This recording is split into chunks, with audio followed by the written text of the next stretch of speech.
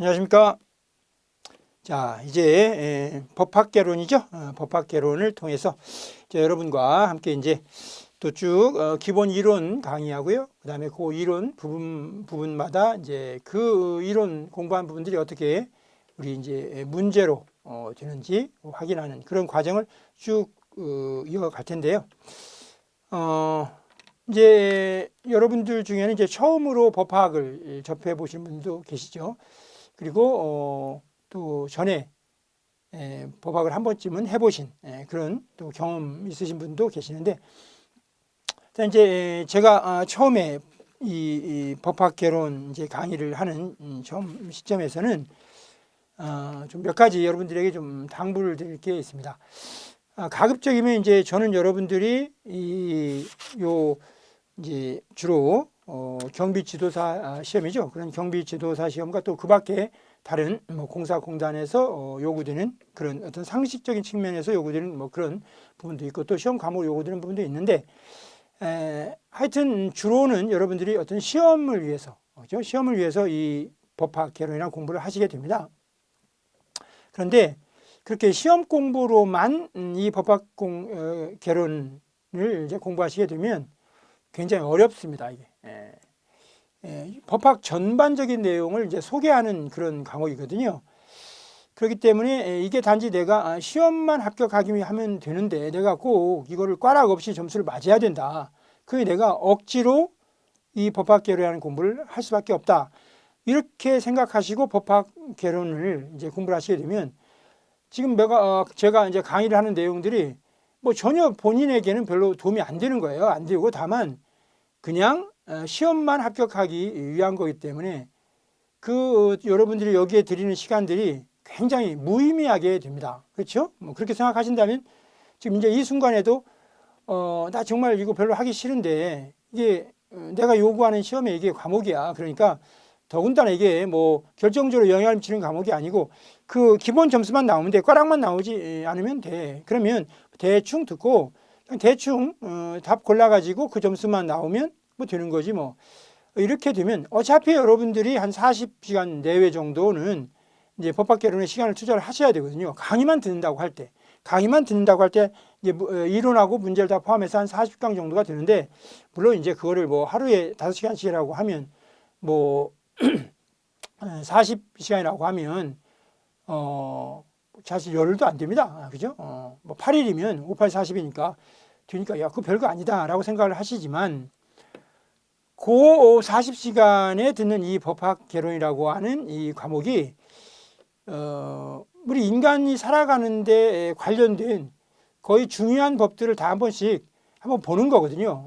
한번 쭉 개관해 보는 겁니다. 한번 쭉 일견해서 보는 건데, 여러분들이 지금 쭉 뭐 대체로는 막 20대 중후반부터 시작을 해가지고 뭐 많게는 60대 이렇게 되시는 분들도 이제 요 강의를 들으시거든요.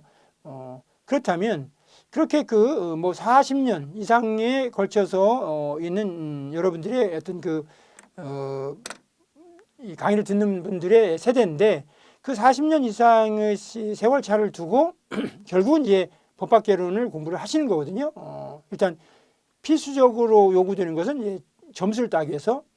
그러면 그 필수적으로 요구되는 그 사항만을 위해서 이 40시간의 시간을 그렇게 쓸 거냐? 그렇지 않으면 이게 어차피 인간이 살아가면서 가장 필수적으로 요구되는 그런 사회 규범으로서의 법학이라는 게 있는데, 그 법이 우리들의 삶에 어떤 측면에서 어떻게 작용하고 있는가, 그런 부분들을 여러분들의 인생을 이제 뭐 50대, 60대 살아보신 분들은 그 삶을 한번 다시 되돌아보면서 이런 법들이 내 삶에서 이렇게 과거에 작용을 했었구나라고 생각하실 수 있고, 또 20대 초반, 중반, 후반 이런 20대인 경우는 이런 법들이 우리 사회에 존재하고 있고, 이런 법들이 나에게 내 삶에 있어서 앞으로 내 뭐 수십 년의 삶에 있어서 그러면 어떻게 작용할 것인가, 그런 부분들을 한번 곰곰이 생각해 보시면서 공부를 하신다면, 단지 시험 공부만을 위해서 쓸데없는 내용을 내가 그냥 마구 외워가지고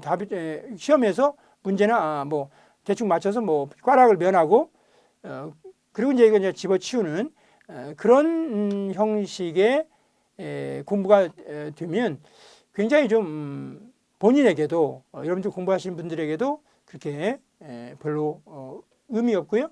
또 그 공부하는 그 과정 자체가 굉장히 짜증나고요. 그렇게 될 것 같습니다. 그래서 제가 이제 드리고 싶은 말씀은 이왕에 하시는 김에 이게 나의 삶에 조금이라도 좀 도움이 되고 내 삶을 좀 더 풍요롭게 하는데 유익하다면 그건 굉장히 의미 있는 일이 되잖아요. 그러니까 여러분들이 5시간씩 공부하신다고 하실 때 8일 동안을 진짜 좀 의미 있었다. 그동안에 내가 몰랐던 여러 가지 중요한 우리 한국 사회에서 적용되고 있는 그 법들의 다양한 어떤 특질들, 그다음에 그 다양한 성격들, 그다음에 그 다양한 내용들이 주요한 법들이 이런 법이 있었고 이러한 법들은 이런 사항들을 담고 있구나라고 한번 쭉 개관해 볼 수만 있어도 그런 여러분들은 굉장히 그 시간들이 의미 있는 시간이 될 수 있겠다 이런 생각이 듭니다. 그래서 이제 일단은 이 법학개론을 공부하는 여러분들의 어떤 자세에 대해서 제가 이제 조언을 좀 드리고 싶은 거예요. 그래서 이제 앞으로 공부하실 때 단지 이게 시험 과목으로서의 법학개론이 아니라 이 내용들이 실제로 우리 한국 사회 법에 이런 내용들이 있었군 그런 정도 인식하시면서 때때로 그게 여러분들 일상생활에서 다른 사람과의 대화를 통해서 이런 법들이 등장할 수 있고요. 그리고 그 법들이 등장했을 때 여러분들이 한마디 하실 수 있는 그런 기본적인 소양을 법에 대한 소양을 가질 수도 있겠다. 그런 생각으로 일단 먼저 법학개론을 공부하시는 여러분들의 자세에 대해서 좀 간단히 말씀드렸고요. 그 다음에 이제 실제로 이제 우리는 가급적이면 좀 압축해서 강의가 이루어져야 되죠. 그리고 여러분들이 방금 말씀드린 대로 시험에도 좀 가장 효율적으로 공부를 하실 수 있도록 그래서 여러분들이 이제 이루고자 하시는 그 꿈들을 이룰 수 있도록 목표라는 시험을 이룰 수 있도록 그렇게 도움이 돼야 되니까요. 일단 제가 첫 번째 좀 말씀드릴 부분은 이 법학개론이 전체 어떻게 되어 있고 우리가 어떤 사항들을 공부할 것인지 따라서 우리 법학개론에서 다루는 그 중요한 대한민국 사회에서 한국 사회에서 가장 중요한 그 법들 법학개론의 대상이 되고 있는 그 법들에 대해서 쭉 개관을 해봐야겠죠. 그래야 내가 처음부터 끝까지 어떤 내용들을 공부해 나갈 건데 지금 뭘 하고 있구나 그 정도로 전체 좀 체제는 좀 알아야 되니까 그래서 일단 법학개론의 전체적인 내용에 대해서 한번 개관을 해보겠습니다. 그죠? 법학개론 이게 여러분들의 기본적인 시험 과목으로서의 법학개론 이거 그 법학개론의 구체적인 내용은 어떻게 되어 있는가 이제 그걸 살펴본다는 거죠. 자, 법학개론은 말 그대로요. 개념 자체는 법학에 대한 기본적인 소개하는 내용이에요. 법학은 무엇이고 그 법학의 주요 법들은 어떤 것이 있고 그 주요 법들의 가장 기본적인 사항들은 뭐뭐인가 그거를 이제 한번 쭉 살펴보는 거 일관해보는 거 그게 개론입니다. 개론이라고 하는 게 대강의 내용 이 말이잖아요. 그렇죠? 대강의 내용. 그러니까 자세하게 들어가진 않아요. 자세하게 들어가면 법학개론 책이 뭐 몇천 페이지가 되어버려요. 그러니까 우리가 그렇게 할 수는 없고 실제 시험에서도 그런 자세한 내용을 묻지는 않죠. 정말로 개략적인 사항만 묻는단 말이죠.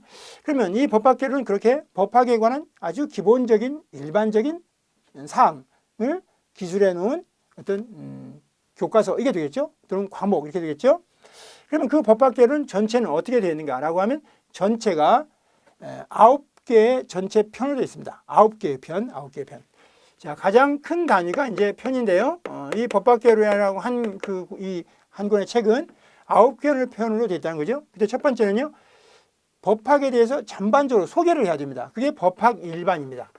법학개론은 지금 법학에 관한 가장 기본적인 그리고 일반적인 추상적인 그런 내용들을 단순히 기술해 놓은 건데 첫 번째는 그런 각각의 그 법학에서 다루게 되는 이 법학에서 다루게 되는 그 주요한 법들이 있거든요. 그 주요한 법들의 공통적인 사항을 먼저 얘기하고 갈 거 아니에요. 공통적인 용어들. 그걸 법학 일반이라고 한다. 법학 일반. 그래서 이제 법이란 뭐냐, 법학이란 뭐냐, 막 이런 것들 쭉 설명하는 거죠. 또 법의 효력은 어떻게 되는가. 그다음에 그 법이라고 하는 게 주로 다루는 게 뭔가, 법률 관계, 또는 권리 의무 이렇게 그 법학에서 쓰는 기본적인 용어들을 제 1편에서 다루게 된다는 얘기죠.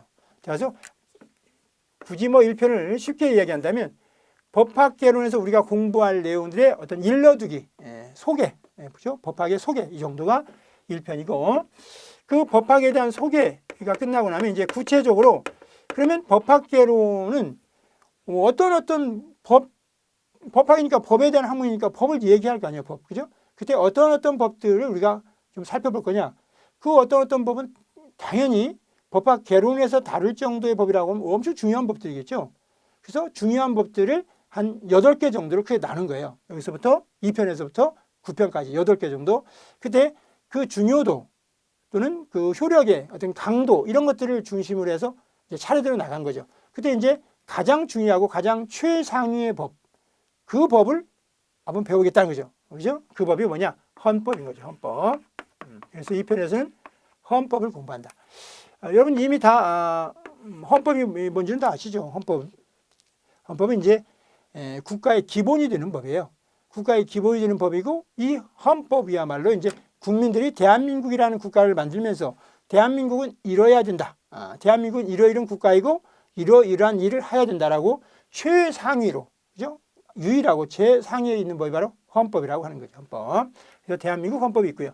그걸 공부하는 거예요. 그러니까 이제 쭉 아까도 말씀드렸지만 우리가 지금 공부하는 이런 사항들은 우리가 일반적인 기본 소양이 있는 어떤 시민이라면 이런 정도는 좀 알아야 된다는 거죠. 이런 정도는 알아야만 본인의 어떤 대화 상대에서도 대화 과정에서도 이런 부분들이 등장했을 때 내가 한마디 정도는 거둘 수 있게 되는 것이고요. 또 여러분들이 나중에 이제 뭐 이미 나이가 많으신 분들은 뭐 자녀가 다 있겠지만요. 아직 20, 30대의 경우는 이제 자녀를 낳았을 때 자녀가 초등학교, 중학교를 갔을 때 아이들이 또 이 헌법을 배우지 않습니까? 그때 아이가 물어봤을 때 적어도 내가 헌법이 뭔지는 알아야 그걸 얘기해 줄 수 있고 또 자세한 것은 내가 헌법을 찾아서 할 수 있는 그런 정도는 돼야 되는 거죠.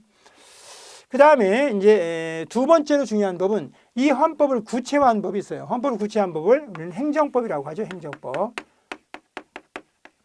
그래서 이제 행정법을 공부하게 됩니다. 그래서 헌법과 행정법 이와 같이 국가의 어떤 기본 조직과 활동, 그다음에 이 헌법, 국가가 존재하는 목적 그런 것들을 규율하고 있는 게 헌법이고 그 헌법은 조문이 130조밖에 안 돼요. 1조에서 130조밖에 안 되기 때문에 아주 자세하고 구체적인 내용을 담을 수가 없어요. 그래서 그 헌법에서 목표로 하고 있는 우리 사회를 실제로 실현하기 위해서는 구체화된 헌법을 구체화한 법이 필요하죠. 그게 행정법이에요. 그래서 행정법은 구체화된 헌법이다. 이렇게 말하기도 하는 거죠. 즉 헌법이 구체화되면 행정법이 되는 거죠. 그래서 이건 한 쌍이 되는 거예요. 헌법과 행정법. 그리고 이 헌법과 행정법이 가장 대표적인 공법인 거예요. 공법. 이 두 개는 국가와 국민 사이의 법률 관계를 규율하는 그런 공법입니다. 공법, 사법이 아니고 공법. 그래서 이제 가장 중요한 두 개의 법을 공부하고요. 그 다음에 이제 4편에서는 전체가 9편까지 있다고 그랬죠? 그러면 이제 4편에서는 어떤 법을 공부하게 되느냐. 이제 공법을 했으니까요. 그죠? 그리고 또 중요도에서도 가장 높고 그다음에 그걸 구체화한 법을 했으니까 그러면 사인끼리의 법률 관계도 있지 않냐? 개인끼리의 법률 관계 그걸 규율하고 있는 대표적인 법이 민법인 거죠. 민법입니다. 그래서 4편은 민법을 공부하게 됩니다.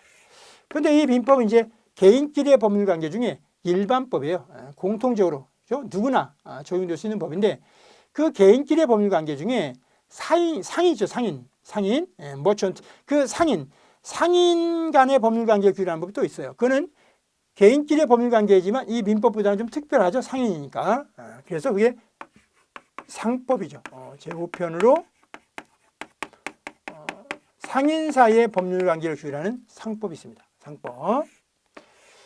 대표적으로 여러분들이 뭐 들어보셨을 법한 회사법 이런 것들이 다 상법에 있죠. 회사법. 그다음에 보험법 이런 것들 다 상법에 있고요. 그 다음에 그러면 이제 민법과 상법은 또 가장 대표적인 사법이 되겠죠. 개인끼리의 법률 관계를 규율하는 법이죠. 개인끼리의 법률 관계, 개인사, 공. 자, 그러니까 공법과 사법이 이렇게 대비되는 것이죠. 자, 그 다음에 6편이 있는 거죠. 요 6편은 이제 뭐 평상적인 일상적인 개인끼리의 법률 관계, 그 다음에 국가의 기본 조직과 작용을 정한 법, 구체화한 법 이렇게 해서 헌법, 행정법, 민법, 상법을 하고 보니까 좀 뭐가 있을 만한 거예요. 또 이런 법들이 범죄 행위를 하는 사람이 있겠죠. 남의 물건을 훔쳤다든지 다른 사람을 살해했다든지 다른 사람을 때렸다든지 다른 사람의 주거에 허락 없이 들어갔다든지 다양한 형태의 또 나쁜 행위가 있잖아요. 그죠? 그 나쁜 행위들에 대해서 그 나쁜 행위를 했을 때 상을 줄 수는 없을 거니까 제재를 하겠죠. 가령 뭐 징역을 살게 한다든지, 그렇다면 벌금을 부과하게 한다든지, 그런 내용을 가진 법도 필요하죠. 그게 이제 형법인 거죠. 그래서 형법은 범죄와 형벌을 규율하고 있는 법이 형법이죠. 그래서 6편에서는 이제 형법을 배우게 됩니다.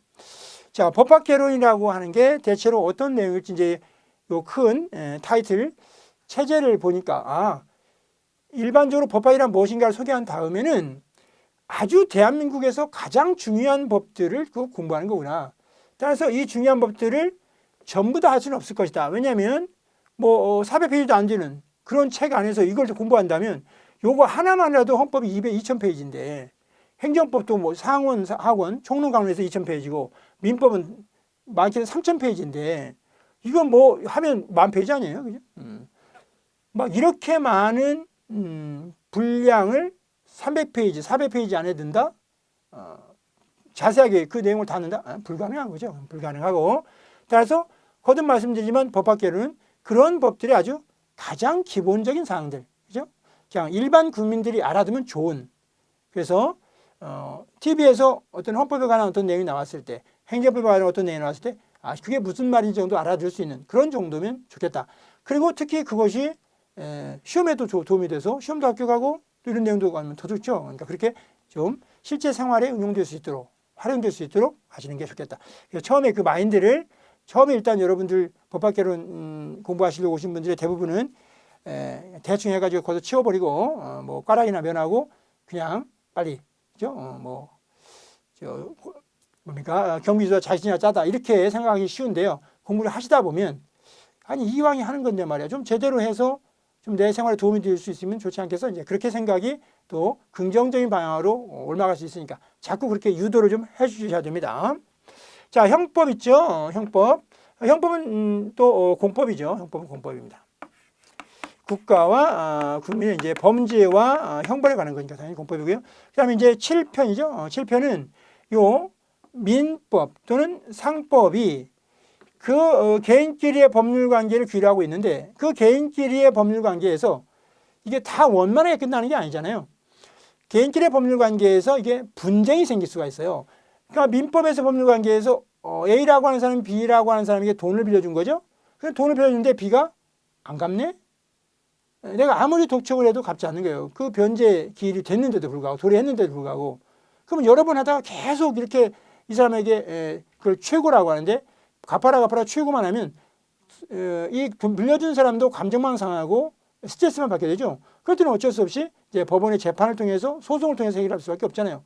그러면 그 민사 관계에서 즉 A와 B라고 하는 사람 사이에서 지금 분쟁이 생겨가지고 B가 채무자인데 돈을 안 갚을 때 A가 계속 B 집에 가서 강제로 그 돈을 가져올 수도 없는 것이고 자력구제가 허용되지 않으니까 그럼 이제 법원에 소를 제기할 수밖에 없는데 그럼 법원이 자기 마음대로 재판할 수는 없잖아요. 그럼 법원이 이렇게 개인끼리의 법률 관계에서 분쟁이 생겼을 때 어떻게 분쟁을 해결할 것이냐 그 분쟁 해결 절차를 정해놔야 될 거 아니에요. 그죠? 그 민사상의 법률 관계에서 즉 민법과 상법, 상인관계도 마찬가지죠. 상인사에서도 물건을 가져가고 대금을 안 주는 거예요. 그때 역시 몇 번 최고를 하겠지만 독촉을 하겠지만 그래도 안 주면 어떡해요. 가져올 수는 없거든. 자력구제가 안 되니까 우리나라의 그 사법 질서에서는. 그러면 그 상인도 어쩔 수 없이 A 상인이 B 상인을 상대로 또 민사소송을 제기할 수밖에 없잖아요. 혹시 그 법원은 자기 마음대로 재판할 수는 없잖아요. 법이 정한 절차가 돼야 할 거 아니에요. 그 법이 바로 민사소송법이라고 합니다. 즉, 이 개인끼리의 법률 관계가 정상적으로 해결되는 게 아니고 정상적으로 당연히 뭐 B가 그냥 갚았으면 이게 왜 생기겠어요. 그냥 저절로 해결이 되는데 안 갚는 거죠. B가. 물건 대금을 안 주는 거죠. 그때 어떻게 할 거냐. 민사소송법이라고 하는 그 소송 절차를 통해서 이 A는 구제받을 수밖에 없다 이런 얘기죠.